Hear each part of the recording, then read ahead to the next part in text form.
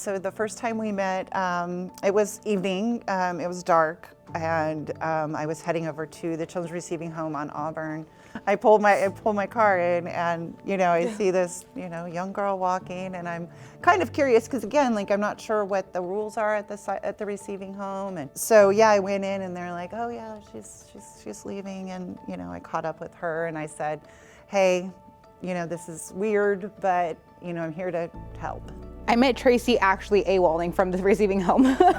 like I was walking past her. She's like, oh, look, that kid's like AWOLing. And they're like, that's the kid you're meeting. And she stopped me, and we came up with another time. And then I literally couldn't get rid of her after that. And so I think I have to get used to her because she's not going anywhere. Social workers have like a really big caseload. So it's not that they purposely forget about you. They just do. Kids fall through the system constantly. And I can't even count on my hand how many times I didn't get a call back from someone when I needed something.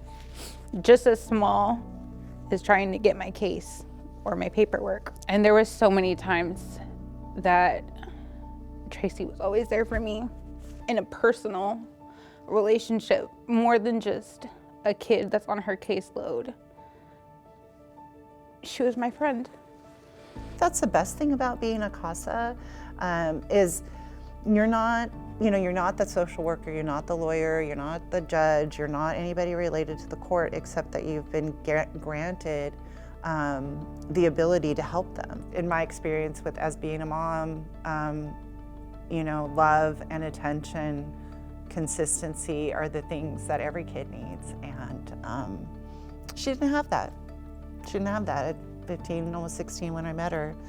I think that made an impact for her. The trust was really the thing that day. I don't even think it was like the conversation. I think it was the fact that I could call her at literally 2 a.m. and she would find me, and we'd go to Denny's and like have pancakes, or like she would do anything with me, like anything I could call her, like, have you seen my birth certificate? Like, I haven't seen it in like months. Like just the smallest things that didn't make any sense to me. And I think that's where my trust began with her, because I didn't have that.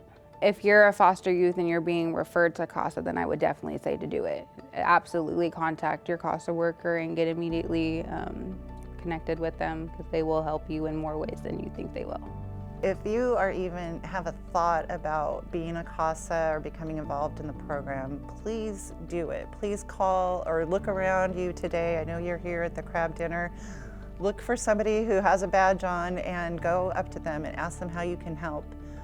You will be rewarded so much more than the child that you're helping. It fills my heart to be able to say to people who say, oh, what do you do?